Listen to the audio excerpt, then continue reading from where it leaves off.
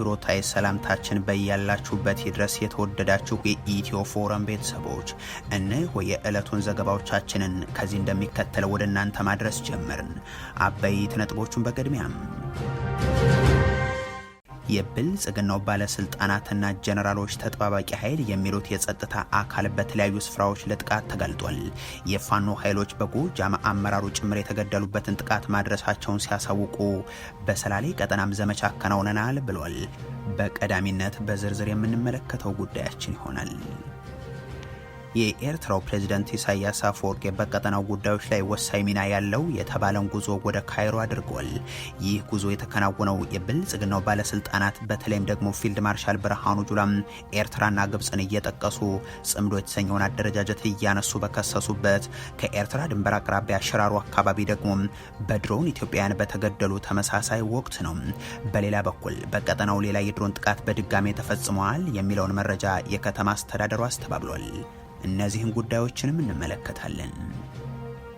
የሰብአዊ መብት ኮሚሽን የተባለው የብልጽግናው ተቋም በአርሲ የተገደለው ነዋሪ ቁጥር 3 ነው አለ። ጥቃት አድራሾቹም የኦሮሞ ነጻነት ሰራዊት አባላት ናቸው በማለት ከሷል። ሌላኛው መረጃችን ነው።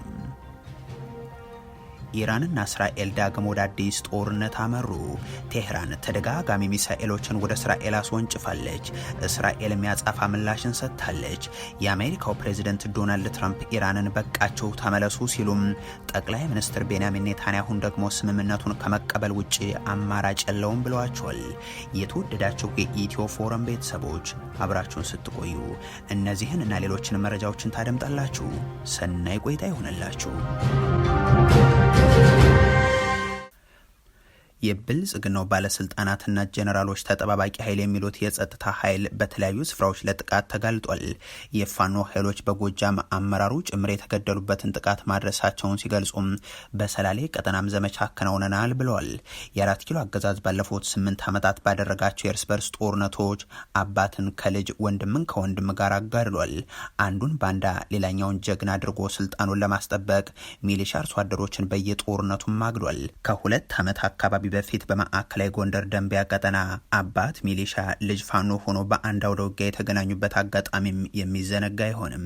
ይህ አገዛዝ ከጥቂት ወራት በፊት በዋግ ኽምራ ለስልጣኑ መጽናት ሲዋደቁ የነበሩ አርሶ አደር ሚሊሻዎችን ፋኖ ላይ ለሚከናወን ዘመቻ ኦሪየንቴሽን ስብሰባ ነው ብሎ ጠርቶም ወደ 50 የሚጠጉት ላይ ድሮን አዝንቦ ገድሏቸው በኋላም ወታደራዊ አዛዦችን ልኮ ከሲቹዌሽን ሩም ፋኖ መስላችሁ ነው በስህተት ነው ብሎ ቀብራቸው ላይ ያስነገረበት አጋጣሚ የሚዘነጋ አይሆንም። ከዛ አስቀድሞ ደግሞ በትግራይ ጦሩን ሲያዘምትም በግዳጅ በአሳሳች ፕሮፓጋንዳም ሰብስበው የወሰዳቸውን ሚሊሻ አባቶችን በሺዎች አስገድሏል።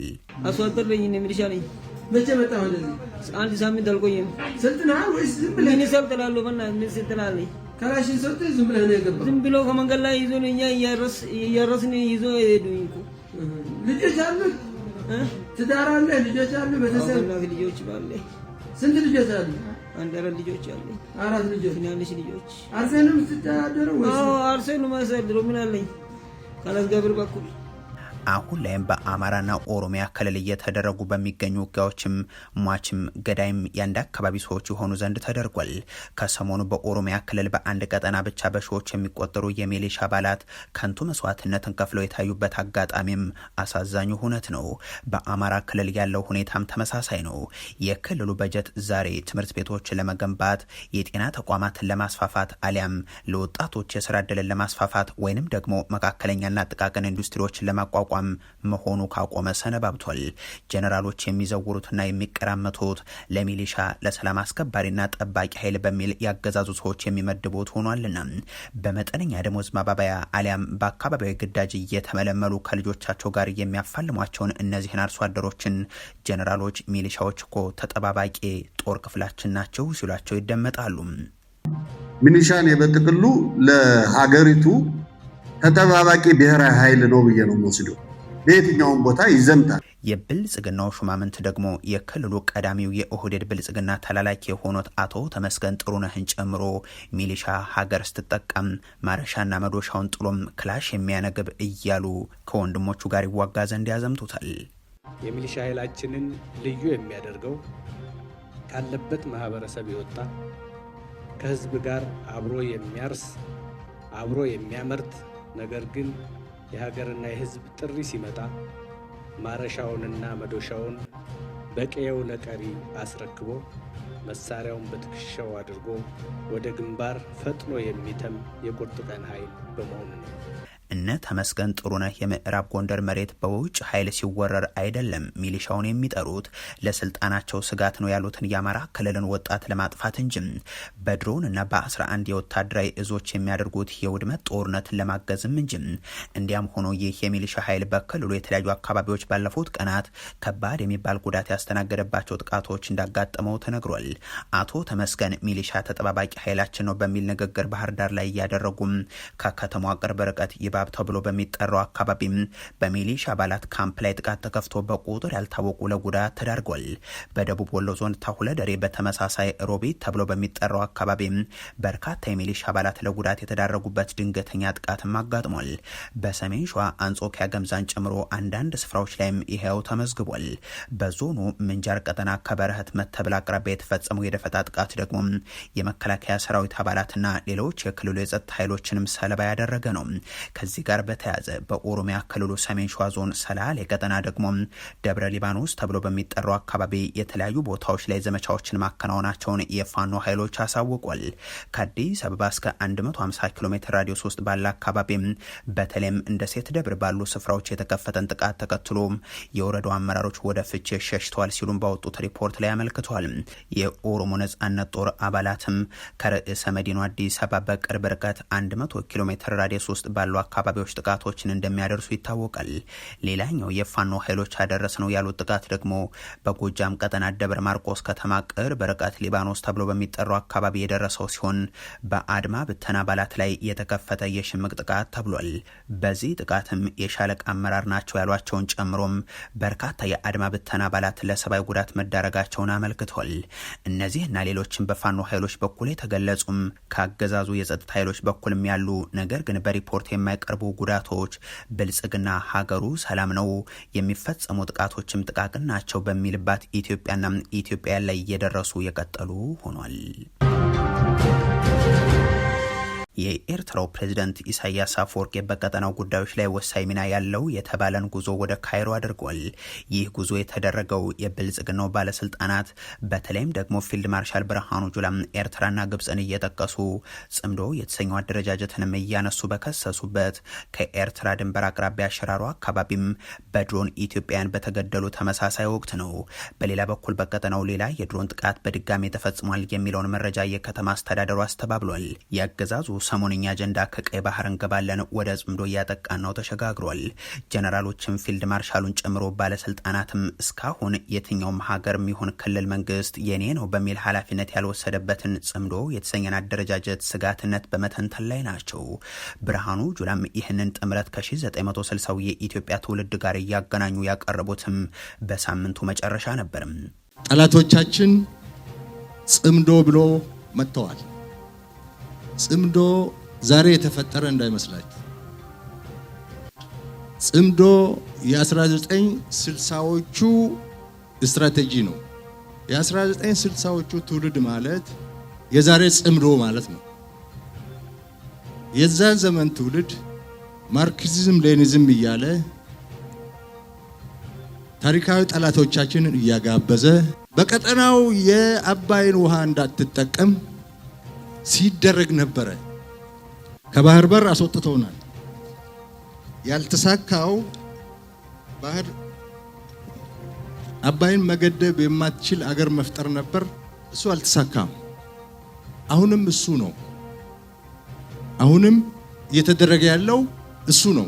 በዚህ ሁነት ውስጥ የብልጽግናው አገዛዝ ደግሞ ከኤርትራ 5 ኪሎ ሜትር አካባቢ ርቀት ላይ በሚገኘውና ገማሎ ተብሎ በሚጠራ ስፍራ በነበሩ የትግራይ ሰራዊት አባላት ላይ ተደጋጋሚ የድሮን ጥቃትን አድርሶ ሰብአዊና ቁሳዊ ጉዳት ማስከተሉ የሚታወስ ነው። ከዛ በኋላም ትናንትም ሌላ የድሮን ጥቃት በአካባቢው ተፈጽሟል የሚለው መረጃ በማህበራዊ ሚዲያ ቢሰራጭም የሽራሮ ከተማ አስተዳደር ግን ሐሰት ነው ብሏል። እንዲያም ሆኖ ከትናንት በስቲያ በተፈጸመው ተከታታይነት ያለው የድሮን ድብደባ በዕለት ከዕለት በእንቅስቃሴያቸው ላይ የነበሩ የትግራይ ሰራዊት አባላት ላይ የደረሰ ነው ብሎም አታንበረክኩንም በማለት የትግራይ ክልል መንግስት መግለጹም አይዘነጋም። የብልጽግናው አገዛዝ ግን በዚህ የኤርትራ ድንበር አካባቢ የሚፈጽመው የድሮን ጥቃት ጽምዶ እያለ ከሚጠራው ነገር ጋር የተገናኘ እንደሆነ ግምታቸውን የሚያስቀምጡ አሉ። በዚህ ሁነት ውስጥ ደግሞ የኤርትራው ፕሬዝዳንት ኢሳያስ አፈወርቂ ወደ ግብጽ ካይሮ አቅንቷል። በዛውም የ3 ቀናት ቆይታን እንደሚያደርጉ ታውቋል። በምስራቅ አፍሪካ ሁለት ጦረኛና ገዳይ መሪዎች አብይ አህመድ እና ኢሳያስ አፈወርቂ ሽኩቻ እያተረፈች ያለችውም ይቺው ሀገር ግብጽ ሆናለች። አልሲሲም አስመራ ድረስ ተገኝተው ደጋግመው መክሯል። በቅርቡ ስለ አሰብ ጭምር የመከረ ልዑክ መላካቸውም ይታወሳል። ኢሳያስ አፈወርቂ ደግሞ ከአዲስ አበባ ዛቻዎች በተሰሙ ቁጥር ጉዟቸውን ወደ ካይሮ ሲያደርጉ በተደጋጋሚ ታይቷል። የአሁኑ ጉዞም በአፍሪካ ቀንድ ጉዳይ ላይ ያተኮረ ስለመሆኑ ሻዕቢያ ገልጿል። የ3 ቀኑ ቆይታ በ3 መሰረታዊ ጉዳዮች ላይ እንደሚያተኩርም የፖለቲካ ተንታኞች ያስረዳሉ። የመጀመሪያው ከሳምንታት በፊት የውጭ ጉዳይ ሚኒስትሩ ባድር አብደላቲና ሌትናንት ጀነራል ከማል አልዋዚር በአስመራ ተገኝተው የፈረሙት ስምምነት ተግባራዊነትን የሚመለከትና ዝርዝር ጉዳዮች የሚነሱበት እንደሆነ ይጠበቃል። በዛ ስምምነት ደግሞ የግብጽና የኤርትራ ወደቦችን የማስተሳሰር የካይሮ መንግስት አሰብ ላይ ስለሚኖረውም ተሳትፎ የተጠቀሰው እንደሚገኝበት የሚታወስ ነው። እናም አሁን ኢሳያስ ግብጽን አሰብ ላይ ልማቷን ወታደራዊ መሰረትም እንዲኖራት ፍላጎታቸው ስለመሆኑ በግልጽ እያሳዩ ስለመሆናቸው ይነሳል። የሻዕቢያው መግለጫም የኤርትራና የግብጽ ሁለቱ ፕሬዝደንቶች ከኢኮኖሚያዊ ትስስሮች ባሻገር የአፍሪካ ቀንድን በሚመለከቱ ወሳኝ ጉዳዮች፣ በቀይ ባህር ጸጥታና ደህንነት እንደዚሁም በመካከለኛው ምስራቅ ወቅታዊ ሁኔታ ላይ ይመክራሉ ሲል ማረጋገጫ ሰጥቷል። ከዚህ ጋር በተያያዘም የሽራሮን ጥቃት ሰምተው ካይሮ የተገኙት ኢሳያስና አልሲሲም ከ4 ኪሎ አገዛዝ የቀጠናዊ ጦርነቶች ተሳትፎ ጋር እንደሚመክሩም የሚጠበቅ ነው። ሌላኛው ጉዳይ ደግሞ ከአሜሪካ መንግስት በኩል በቅርቡ የወጣው ሰነድና በኤርትራ ላይ ለአመታት የተጣለው ማዕቀብን የተመለከተው እንደሚሆን ለሻዕቢያ ቅርበት ያላቸው ምንጮች ገልጿል። የዶናልድ ትራምፕ አስተዳደር የቀጠናው መልክተኛ ከወራት በፊት የማዕቀቦች መነሻ ምክንያቶችን ሲያብራሩ በካይሮ የተደረገ ንግግር ተከትሎ ከግብጽ ሰዎች ዘንድ ስለ ኤርትራ የቀረበላቸው ሪፖርት አንዱ ስለመሆኑ መናገራቸውም አይዘነጋም። አሁንም አሜሪካና ግብጽ ያላቸውን ጥብቅ ግንኙነት በመጠቀም ኢሳያስ አፈወርቂ ግፊት እንዲያደርጉ አልሲስን እንደሚጠይቁም ይታመናል። የሆነው ሆኖ የቀጠናው ሁነት ከካርቱም እስከ አሶሳም ከካይሮ እስከ ሽራሮም በአካባቢው አተራማሽ መሪዎች ተላላኪነት የውክልናና የእርስ በርስ ጦርነት ማዕከል ጭምር ሆኖም ቀጥሏል። የሰብአዊ መብት ኮሚሽን የተባለው የብልጽግናው ተቋም በአርሲ የተገደለው ነዋሪ ቁጥር 3 ነው አለ። ጥቃት አድራሹም የኦሮሞ ነጻነት ሰራዊት ነው ሲል ከሷል። የኢትዮጵያ ሰብአዊ መብቶች ኮሚሽን በጥቂቱም ቢሆን በሀገሪቱ የሚፈጸሙ የመብት ጥሰቶችን፣ በጦርነቶች መካከል የሚያጋጥሙ የንጹሃን ጉዳቶችን ሪፖርት ሲያወጣ ይታወሳል። አንድ ሰሞንም ከዓለም አቀፍ ማለትም እንደተባበሩት መንግስታት ካሉ ተቋማት አጣሪ ኮሚቴዎች ጋር በመሆን ምርመራዎችን እንዲያከናውን የሚጠየቅም ነበርም።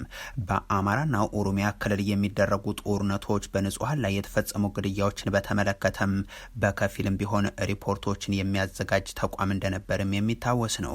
ከዛም እንደ በቴ ኦርጌሳ ያሉ ፖለቲከኞች ላይ የተፈጸመውን ግድያና ሌሎችንም ሁነቶችን በተመለከተ ያደርጋቸው የነበሩት ምርመራዎች በብልጽግናው ባለስልጣናት እንዲያቋርጥ መገደዱ አይዘነጋም።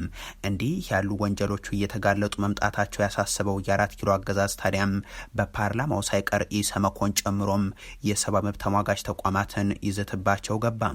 የፖለቲካ መጠቀሚያ የሆነ ብዙ የአፍሪካ ሀገራት የሚታመሱት በዚህ ታርጋ ነው። የሰብአዊ መብት የሚባል አዋጅ፣ ተቋም፣ አሰራር መፈተሽ ያስፈልጋል። እኔ የሰብአዊ መብት የሚባሉ ሀሳቦችና ተቋማት በየትም ቦታ ያሉ አሁን የማያቸው ልክ እንደ መርፌ ነው። መርፌ የራሱን ቀዳዳ መስፋት አይችልም። የራሳቸውን ዊክነስ ማየት አይችልም። ይህ ጥሩ አይደለም። ሀገር ያፈርሳል፣ ጥቅም የለውም። ተቋሞቻችንን ጸዳ ማድረግ አለብን። እንዲህ እየተባሉ በርካታ የሰብአዊ መብት ተቋማት ተዘጉ፣ አንዳንዶቹ ደግሞ ተዳከሙ። የሰብአዊ መብቶች ኮሚሽን በአንጻሩ አዲስ የቀድሞ ካድሬዎች በአመራርነት ተሹሞበት የብልጽግናን ሪፖርት ማስተጋባት ደጋግሞ የሚታወቅበት ገጽታው ሆነ። ተቋሙ የሰብአዊ መብቶች ጉዳዮችን የሚመለከት ቢሆንም በቅርቡ ከተደረገው ምርጫ ከተባለ ድግስ ጋር በተያያዘም ኮሚሽነሩ ብርሃኑ አዴሎ ግን ምርጫው ዲሞክራሲያዊ፣ ፍትሐዊ፣ አካታች ነበር ወዘተ እያሉ ሪፖርት ሲያቀርቡም ተሰምተው ነበር። አሁን ደግሞ በአርሲው ጥቃት የተገደሉ ሰላማዊ ነዋሪዎች 3 ብቻ ናቸው የሚል ሪፖርትን አሰራጅቷል። ገዳይ ያላቸውን አካላትንም ከአዲስ አበባ ሆኖ ብይን አቅርቧል። ከፍተኛ የብልጽግናው ሹማምንት ባለፉት ቀናት የደረሰውን ጉዳት በተመለከተ የካዱት ጉዳይ አይደለም። ቤተ ክርስቲያኒቷም 13 ምዕመናን መገደላቸውን በስም ዝርዝር ጨምራ ይፋ አድርጋ ነበር። የኢትዮጵያ ኦርቶዶክስ ተዋሕዶ ቤተ ክርስቲያን የአርሲና ሶማሌ ክልል ጅግጅጋ አህጉረ ስብከት ሊቀ ጳጳስ ብፁዕ አቡነ ኤልሳም በምስራቅ አርሲ 13 ኦርቶዶክሳውያን ተገድለዋል ማለታቸውም እንደዚሁ። ነዋሪዎች ደግሞ በየቦታው ወድቀው የቀሩና ያልተገኙ ሟቾች በርካታ ናቸው በሚል ቁጥሩን ከፍ ያደርጉታል። የብርሃኑ አዴሎ ተቋም ግን 3 ናቸው ብሏል። 2 የክርስትና እምነት ተከታዮች እንደዚሁም 1 የእስልምና እምነት ተከታይ በአጠቃላይ 3 ሰላማዊ ሰዎች ህይወታቸው አልፈዋል ይላል ሪፖርቱም። ጥቃቱን የፈጸመው ራሱን የኦሮሞ ነጻነት ሰራዊት ብሎ የሚጠራውና በተለምዶ ኦነግ ሸኔ ተብሎ የሚታወቀው ታጣቂ ቡድን ነው የሚለው ኮሚሽኑ መረጃውን የሰበሰብኩት ደግሞ ከዓይን እማኞች ከተጎጂዎችና ከብልጽግናው መንግስት አካላት ነው ይላል። በኦሮሚያ ክልል አርሲ ዞን አሰኮ ወረዳ ከግንቦት 22 ጀምሮ የታጣቂዎች እንቅስቃሴ በመስተዋሉ የአካባቢው ሚሊሻዎችና የኦሮሚያ ጸረ ሽምቅ ፖሊስ አባላት በስፍራው ተሰማርተው ነበር። በዚህም በጸጥታ አካላትና በታጣቂ ቡድኑ መካከል ግጭት ተፈጥሯል ሲልም በመግለጫው አስረድቷል። ግጭቱን ተከትሎ ታጣቂ ቡድኑ በሰነዘረው ጥቃት የ3 ሲቪሊያኖች ህይወት ማለፉና ከህይወት መጥፋት በተጨማሪ በቁጥር በርከት ያሉ ነዋሪዎች መኖሪያ ቤቶች፣ የንግድ መደብሮች መቃጠላቸውና መዘረፋቸውን ይፋ አድርጓል። በጥቃቱ የጠለታ ቅዱስ ገብርኤል ቤተክርስቲያን ሙሉ በሙሉ ሲቃጠል የቡዮ ቡጡሌ ሼህ ሙስጠፋ መስጂድ አጥር ላይ ደግሞ ጉዳት ደርሷልም ብሏል። በደረሰ ጥቃት ምክንያት ለተፈናቀሉ ከ2600 በላይ ዜጎች ከብልጽግናው መንግስትና አጋር አካላት አስቸኳይ ሰብአዊ ድጋፍ ይቅረብ በማለትም ይኸው ኮሚሽን ጠይቋል። ኢራንና እስራኤል ዳግም ወደ አዲስ ጦርነት አመሩ። ቴህራን ተደጋጋሚ ሚሳኤሎችን ወደ እስራኤል አስወንጭፋለች። እስራኤልም የአጸፋ ምላሽ ሰጥታለች። የአሜሪካው ፕሬዚደንት ዶናልድ ትራምፕ ኢራንን በቃቸው ተመለሱ ሲሉ፣ ጠቅላይ ሚኒስትር ቤንያሚን ኔታንያሁን ደግሞ ስምምነቱን ከመቀበል ውጭ አማራጭ የለውም ብለዋቸዋል። ኢራን በሚያዝያ ወር ከአሜሪካ ጋር የተኩስ አቁም ከደረሰች ወዲህ ለመጀመሪያ ጊዜ ወደ እስራኤል ሚሳኤሎችን ያስወነጨፈች ሲሆን የእስራኤል ጦር ደግሞ የቴህራን ጥቃትን ተከትሎ በምዕራብ ና ማዕከላዊ ኢራን በሚገኙ ወታደራዊ ኢላማዎች ላይ ጥቃት ማድረሱን አሳውቋል። የኢራን አብዮታዊ ዘብ ሚሳኤሎቹ ለሳምንት የሚቀጥለው ጥቃት የመጀመሪያው ነው ሲል ገልጿል። የእስራኤል ጦር ደግሞም የእስራኤል አየር ኃይል የኢራን አሸባሪ አገዛዝ ንብረት የሆኑም በምዕራብና ማዕከላዊ ኢራን የሚገኙ ወታደራዊ ኢላማዎችን ደብድቧል ሲል ጽፏል። አክሎም በሰሜናዊ እስራኤል ሚሳኤሎችን ማክሸፉን የገለጸ ሲሆን የደረሰ ጉዳት ስለመኖሩ ግን ያለው ነገር የለም። ትናንት ሀገሪቱ በደቡባዊ ቤይሩት የሄዝቦላህ ኢላማዎች ላይ ድብደባ መፈጸሟን አሳውቃለች። የእስራኤል ጦር ቃል አቀባይ ኢራን ትልቅ ስህተት ሰርታለች ሲሉ ተናግሯል። ዶናልድ ትራምፕ ደግሞ ኢራንንም እስራኤልንም በተመለከተ ተናግሯል። ፎክስ ኒውስ ዶናልድ ትራምፕ ኢራንን ይበቃል፣ ወደ ድርድር ጠረጴዛ ተመለሽ ሲሉ መናገራቸውን ዘግቧል። ፕሬዚደንቱ ለአክሲዮስ የእስራኤሉ ጠቅላይ ሚኒስትር ለኢራን ሚሳኤሎች አጻፋ ምላሽ እንዳይሰጡ እንደሚነግሯቸው ገልጿል። አሁኑኑ ለኔታንያሁ ደውልለታለሁ፣ እናም ያጻፋ ምላሽ እንዳይሰጥ ነግረዋለሁ ብሏል። ሁለቱም የራሳቸውን ደስታ አግኝተዋል። እስራኤል አጥቅታለች፣ እናም ኢራንም አጥቅታለች፣ ተጨማሪ ግን አንፈልግም በማለት ከኢራን ጋር ወደ መጨረሻው ስምምነት ተቃርበናል። ጥሩ ስምምነት ነው የሚሆነው። አሁን እየሆነ ባለው የተነሳ ይህንን ማጣት አልፈልግም ማለታቸውንም የዘገባ ምንጩ ዘግቧል። ትራምፕ አክለውም እስራኤል ዳግም ጥቃት ከፈጸመች ግጭቱ ለ47 ዓመታት ወይንም እንደ 3000 ዓመታቱ ይቀጥላል ብሏል። ዶናልድ ትራምፕ ከእስራኤል በኩል ያጻፋ ምላሽ እንዳይሰጥ ለኔታንያሁ አሳስባለሁ ቢልም የእስራኤል ጦር በበኩሉ ግን ሌትናንት ጄኔራል ኢያል ዛሚርን በመጥቀስ ጠላትን በቁርጠኝነት ትዕዛዝ እንደተሰጠን መደብደብ እንጀምራለን ብሏል። ዘግይተው ደግሞ ዶናልድ ትራምፕ ከኢራን ጋር የሚያደርጉትን ማንኛውንም ስምምነት ኔታንያሁ ከመቀበል ውጭ አማራጭ የለውም ሲሉ ለፋይናንሻል ታይምስ ተናግሯል።